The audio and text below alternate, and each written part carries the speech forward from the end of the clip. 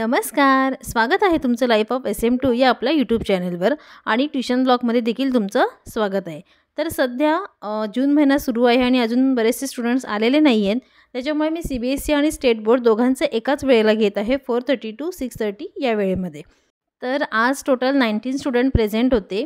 जे CBSEचे स्टुडंट आहेत त्यांची संख्या जास्त आहे म्हणून त्यांना हॉलमध्ये बसवलं होतं आणि जे स्टेट बोर्डचे स्टुडंट आहेत त्यांना किचनमध्ये बसवलं होतं. स्टेट बोर्डच्या मुलांचं टायमिंग ॲक्च्युली 6:30 to 8:30 असतं, पण सध्या स्कूल बंद आहे त्याच्यामुळे त्यांना मी एकाच वेळेमध्ये बोलवते.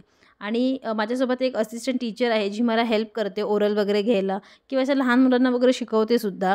तर त्याच्यामुळे मला त्या गोष्टीचा खूप फायदा होतो आणि तिलाही थोडी मदत होते. तर त्याच्यामुळे जर तुमच्याकडे असे जास्त स्टुडंट असतील तर तुम्ही अशी हेल्प नक्कीच घेऊ शकता.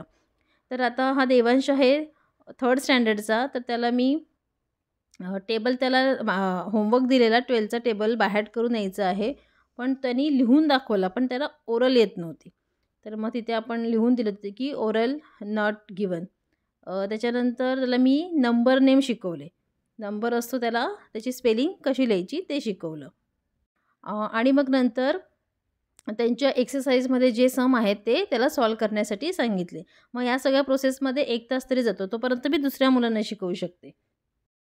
त्यानंतर कालपासून एक नवीन स्टुडंट यायला लागली परिणिती म्हणून, जी 6th स्टँडर्डला आहे.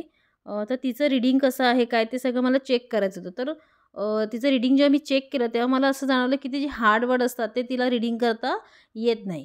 त्याच्यामुळे मग मी तिला थोडंसं म्हणजे बाराखडी लिहायला सांगितली आणि त्याच्यानंतर त्याला इंग्लिश बाराखडी शिकवलं. त्याच्यानंतर स्पेलिंग कसे फॉर्म करायचे ते शिकवलं. तर ते पण तुम्हाला पुढे व्हिडिओमध्ये बघायला मिळेल. तसेच 6th स्टँडर्डला मराठीमध्ये जी पहिली पोयम आहे प्रियतम आमची भारतमाता, तर ती त्यांना बाय करायला सांगितली. एकदा लिहायला सांगितली आणि घरून बाय करून यायला सांगितली. तो त्यांचा होमवर्क असेल. तर हा जो आहे रीडिंग करतोय तो शौर्य आहे. तोही 6th स्टँडर्डला आहे. लास्ट इयरपासून तो माझ्याकडे येतोय. तर जेव्हा तो माझ्याकडे आला त्याला मॅथ, मराठी, इंग्लिश सगळ्या सब्जेक्टमध्ये प्रॉब्लेम होता. तर मी त्याला पूर्ण बेसिक म्हणजे पासून सगळं शिकवलेलं आहे. तर त्याची रीडिंग मी एकदा चेक करत होते. म्हटलं आता मध्ये 1 महिना गॅप झालेला आहे. तर बघू त्याने कितपर्यंत कव्हर केलेला आहे. तर म्हणजे तो ठीक आहे म्हणजे अजूनही तो 60%च रीडिंग करतोय. अजून व्यवस्थित रीडिंग करत नाही. कसं आहे ना, आपण त्यांना शिकवू शकतो. पण ते सगळं आत्मसात करायचं, त्याच्यावर प्रॅक्टिस करायची आणि स्वतःला परफेक्ट बनवणं हे ते त्या विद्यार्थ्याच्याच हातात असतं. तर त्याला मी तरी खूप पुश करत असते. तर आता ठीक आहे ॲटलीस्ट तो म्हणजे जे फिल इन द ब्लँक्स वगैरे ते सगळं तो ॲक्च्युली व्यवस्थित बाय करू शकतो. ठीक आहे. त्याच्यानंतर हा आहे रोनित 8th स्टँडर्डला आहे. तर त्याचाच बड्डे होता. तर सगळ्यांनी त्याला बड्डे विश केलं आणि त्यांनी सगळ्यांना होममेड चॉकलेट्स त्याच्या मम्मीने घरी चॉकलेट्स बनवले होते. ते त्यांनी सगळ्यांना डिस्ट्रीब्यूट केले. तर मध्ये-मध्ये मी किचनमध्ये सुद्धा जात होती. तर आता ह्यांना मला होमवर्क द्यायचा होता की बाराखडी प्रॉपर लिहून त्याच्याखाली इंग्लिश बाराखडी लिहायची होती आणि त्यांना काहीतरी शब्द मी त्यांना 10-10 शब्द स्वतः मराठीतले लिहायचे. जसं की आता नागपूर आहे, अहमदनगर आहे. तर ते स्वतः लिहायचे आणि त्याचं इंग्लिशमध्ये स्पेलिंगसुद्धा लिहायची. तर हा त्यांचा होमवर्क आहे.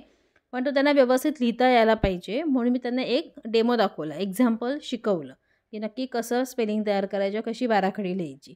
तर तर हे सगळे किचनमध्ये बसलेले आणि त्याच्यानंतर परत बाहेर येऊन मग नंतर ही राजवी आहे 7th स्टँडर्डची.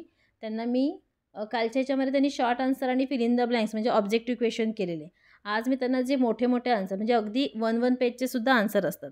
तर ते मी त्यांना बाय करायला सांगितलेले. तर 4 पैकी 3 क्वेश्चनचे आन्सर ओव्हरऑल तिने व्यवस्थित दिली. त्याच्यानंतर हा मध्ये-मध्ये मला इथे विचारत होता की नक्की पुढे काय करायचं आहे वगैरे. आणि हे जे मी सगळं घेते त्यांना मी प्रॉपर प्रत्येक दिवसाचा टाईम टेबल दिलेला आहे. त्याच्या अकॉर्डिंगच ते प्रिपरेशन करून येतात. आणि कधी-कधी समजा आता मराठी, हिंदीचं झालेलं आहे प्रिपरेशन करून. तर मग त्या दिवशी ज्या सब्जेक्टचं प्रिपरेशन बाकी आहे ते सब्जेक्ट मुलं घेऊन येतात. तर आता जे 4th स्टँडर्डचे आहे तर एक मुलगा SS करतो जो वरती समोर बसला आहे आणि त्या टोपी घातलेली जी खाली बसली आहे ती इंग्लिशचं करते कारण तिचं इंग्लिशचं पेंडिंग होतं. तर असं आपल्याला ना थोडंसं ॲडजस्ट करावं लागतं. मी काय करते क्लासमध्ये फक्त शिकवण्याचं ओरल वगैरे घेण्याचं काम करते. बाकी सगळं जे प्लॅनिंग असतं ना की कुठल्या मुलाला काय आपल्याला शिकवायचं आहे, कोणाकडून कोणतं प्रिपरेशन करून घ्यायचं आहे, हे सगळं मी घरी आल्यावर करते. त्याच्यानंतर हे दोघं यांची पण मी आता ओरल घेत होती. त्यांना पण मी इंग्लिशचं सेकंड जी पोएम आहे 8th स्टँडर्डची, तर त्यांचं ओरल सुरू होती. तर ही आहे रजिता, जी चेअरवर बसली आहे, जी असिस्टंट टीचर म्हणून माझ्या इथे आता जॉब करत आहे. तर मग मुलांकडे दुर्लक्ष नको व्हायला म्हणून मी खास तिला अप्रोच केले. कारण कसं आहे ना, एकाच वेळी या सगळ्या मुलांना शिकवणं थोडंसं कठीण होऊन जातं. म्हणजे आपण शिकवू शकतो पैसे वाचवण्यासाठी, पण मग त्या मुलांचं नुकसान होतं. कधी-कधी काय होतं, की एखादा मुलगा असाच बसून जातो, टाईमपास करून जातो.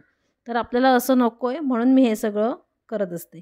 तर तुम्हाला आजचा व्हिडिओ कसा वाटला मला नक्की कमेंट करून सांगा आणि जर तुमच्या काही म्हणजे सल्ले वगैरे असतील तर ते सुद्धा सांगा.